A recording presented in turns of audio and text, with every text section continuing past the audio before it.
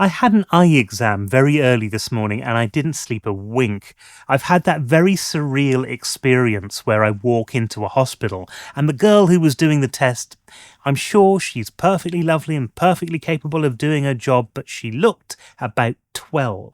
And it's one of those problems, going into a medical establishment when you're in your late 40s, and suddenly the plot of Doogie Howser MD doesn't seem so far-fetched. I am very tired though, and that was partly due to being up very late, and partly because for the last few days I've been looking at this announcement about the Mangmi Pocket Max. This thing's going to come onto the market with a super early bird price of $199.99, and that's nothing to crow at. After the 12th of February, we see standard early bird pricing at $219.99. Presumably, there are other tiers of bird pricing that we just never get to see. Distracted duck pricing, perhaps, where you've got halfway through checkout, you saw a notification about cat videos, and by the time you come back, the price has gone up.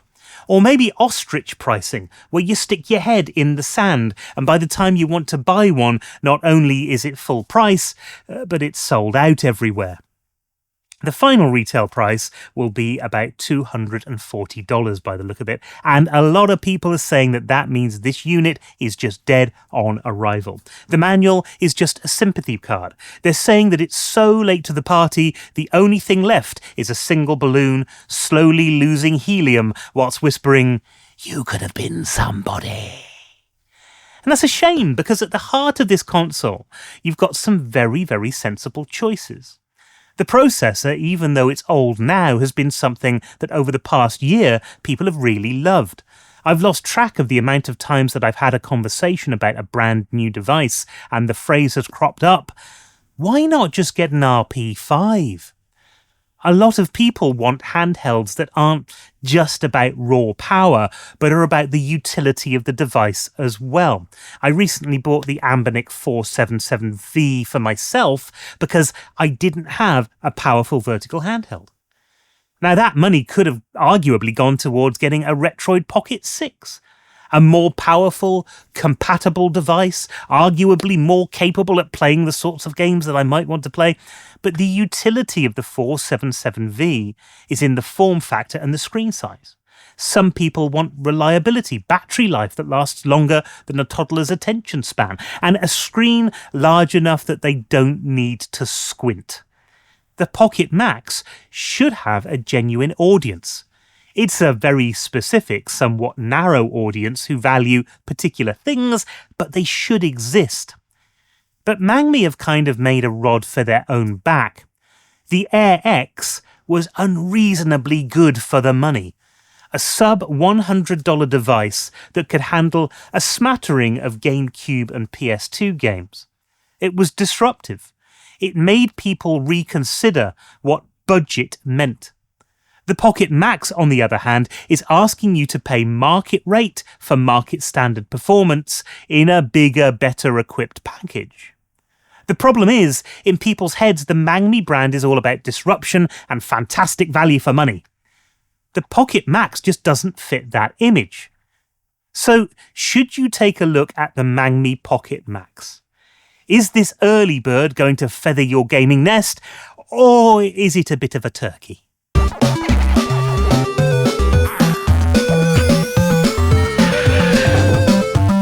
Before we start, I'd just like to let you know that I'm going to be doing a charity stream at the end of the month.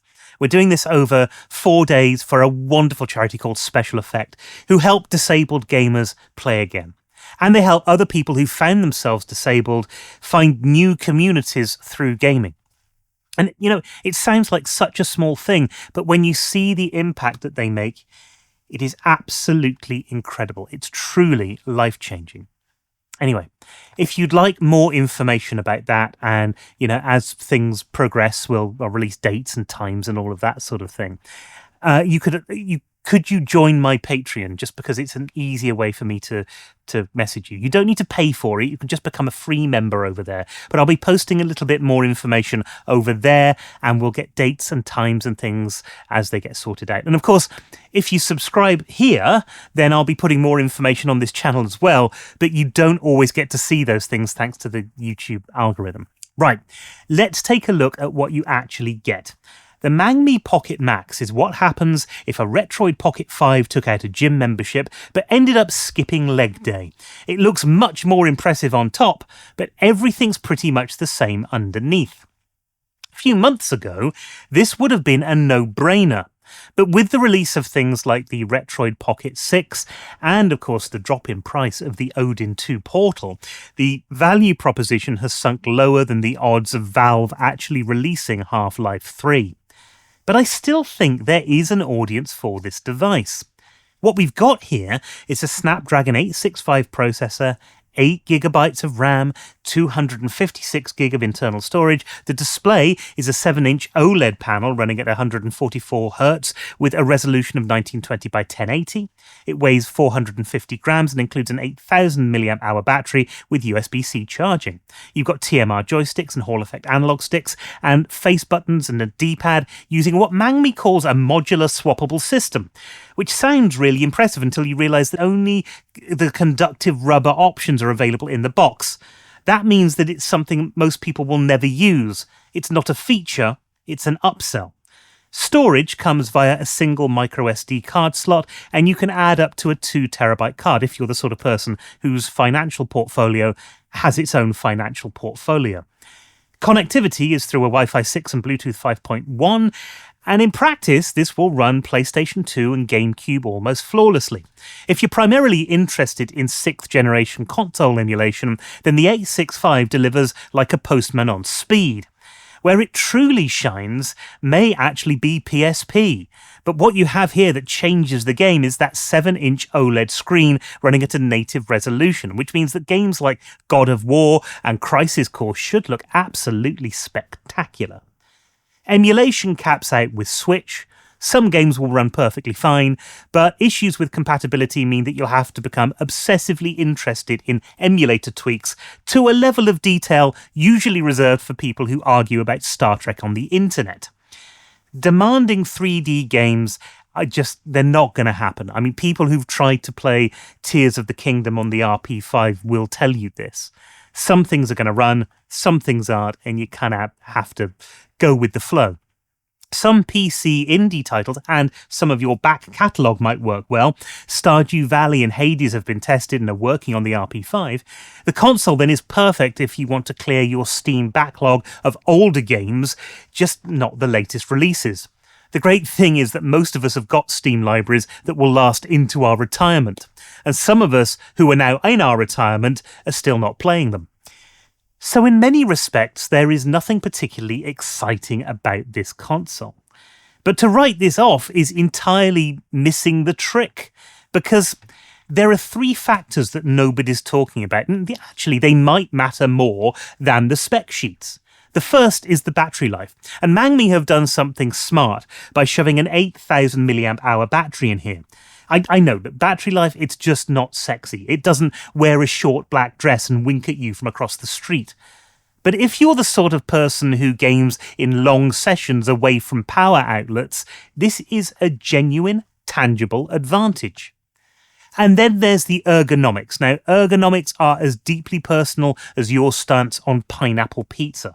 But a large console weighing in at 450 grams will be great for those who find similar consoles, smaller things perhaps, the RP6 perhaps, a little bit too fiddly. Early reports of the Pocket Max suggest that it's much more comfortable than the AYN Portal. And there are plenty of people who found the Retroid Pocket 5 uncomfortable for longer sessions. Many reported hand fatigue and cramping. If you're in that camp, then the extra size and grip area may actually be a benefit. But something that absolutely floored me was what we've seen in terms of streaming. And I wasn't expecting much from this. The Retroid Pocket 5 has traditionally been viewed as a bad unit for streaming, but apparently the Mangmi Pocket Max is very good. Stubbs from Retro Handheld called out this in a recent live stream, and specifically, more importantly, he said that the decode time was 2.25 milliseconds. And for anybody who doesn't live and breathe latency metrics, anything under about 5 milliseconds is considered excellent. This then is up there with the best streaming devices. Combine that with the 7-inch 144Hz OLED screen, and you've got a device that can handle game streaming without the sort of compromises that make you wonder why you're bothering. Now, I know much of what I'm talking about isn't really going to set the world on fire. For many people, they're not going to be interested. Most people are still going to take a look at this and go, but I could get this unit and it's much more powerful, which... fine. I mean, it's true. Except that there's one comparison that nobody's made yet. And you see, the entire value proposition kind of shifts when you think about it. The PlayStation Portal streams PlayStation 5 games via remote play or cloud streaming using Sony's PlayStation Plus Premium. And that's it. The Mangmi Pocket Max at the same price streams PS5 via remote play, Xbox via cloud game streaming, GeForce Now, Amazon Luna, and it plays your entire PlayStation 2 and GameCube library and everything below. That's quite smart. In fact, if it was any smarter, it would bring you a pipe and slippers and a nice glass of whiskey every evening. The one thing you're missing is PlayStation Plus Premium. But perhaps still the way to look at this is that it isn't a Retroid Pocket 5 XL, but it's like a PlayStation Portal with an entire retro game library built in. Now, of course, this isn't the perfect comparison because eventually the price of this unit is going to jump up and the Portal regularly goes on sale. But if you're considering the PlayStation Portal now and you're happy with some emulation stuff shoved in at the same time, suddenly the Pocket Max makes a lot more sense. You're getting most of what the Portal does. You also get an enormous amount of additional functionality for the same price. But of course, people are looking at what's happening in the emulation space right now, and for people considering the super early bird pricing anytime before February the 12th, this isn't a bad offer. Sure, you've got the Retroid Pocket G2 and the Retroid Pocket 6 coming in at similar price points, both of which give you a massive jump in terms of emulation performance. But if streaming is going to be more than 50% of your gaming time, the larger screen, the better ergonomics, and the bigger battery life actually make an awful lot of sense. If you're regularly gaming for 4 or 5 hours away from outlets and you're not pushing into Switch or Game Hub territory, then the Snapdragon 865 just sips at the power, whilst some of the more powerful consoles glug it like a 90s nerd with a bucket of Mountain Dew. The $200 price point also competes with the top-of-the-line Ambonic devices, the 477M and 477V. These devices have a slightly different value proposition, though. They have 4x3 screens. They're clearly targeted at retro gamers wanting those old TV console vibes. But if it's performance that you want, then the Snapdragon 865 often does better than those other consoles because of the ability to use turnip drivers. The biggest killer for this device is the recent price drop in the price of the AYN Odin 2 Portal. For $250 for the base unit, you're getting a hell of a deal that's only $50 more than the Pocket Max. If performance matters even slightly, then this is where your money should go, because with the 8 Gen 2 processor, you're getting something special. It's not the top of the line anymore, but it's pretty damn close. After the 12th of February, the value proposition starts to feel a lot more shaky. For $10 more, you could consider a Retroid Pocket 6, a smaller device, of course, but you have the Snapdragon 8 Gen 2 in there too, a massive boost in performance again over the Pocket Max, and of course, that Portal pricing looks even more desirable until it runs out of stock. But if you're primarily streaming first, then the Mangmi Pocket Max still has a bit of an edge. Even with all the power that the Odin 2 Portal has, the decode times are between 5 and 10 milliseconds. It's not a slouch by any stretch of the imagination. I've streamed things on this and it's fantastic. But the Pocket Max is really punching above its weight here if those retro handheld figures are correct. In fact, it might be the best 7-inch streaming device at this price point even after launch. Of course, I haven't tested this myself. And the Mangmi might not be perfect, but it might support the games that you actually play. The uncomfortable truth is that whilst we imagine ourselves streaming AAA games daily and playing through the entire Switch catalogue, you probably won't touch half of the things that you plan to do.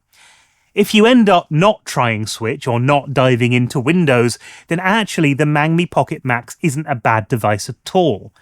It's possibly the best streaming device on the market at this price point, and it's the cheapest 7-inch OLED screen as well. Both things that many people have said they wanted from the RP5 in the first place. The Mangmi then occupies a very niche space.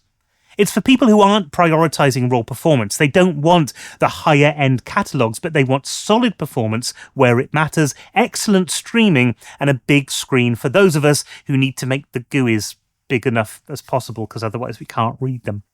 If that sounds like you, then it probably is a good idea to jump on this on the early bird, because as the device moves up to the $220 and $240 price points, it does become a lot less compelling. And that's what I think. Anyway, let me know what you think in the comments below. Is this something that you're interested in? I would imagine that most people are going to focus on sort of the raw performance of, say, the Odin 2 port or even the Odin 3. Would you get the RP6 over this? I'm getting a lot of people would. What about the G2? Does that seem like a better value proposition now you know the price of this? Who knows? I'd have loved to have tested this. I'd have loved to have tried this out and to see what it's like. I did reach out to Mangmi. Maybe in the future, we'll see what happens. But that's it for this video. I hope you found it helpful. Thank you ever so much for watching. And until next time, the only thing left to say, of course, is happy gaming.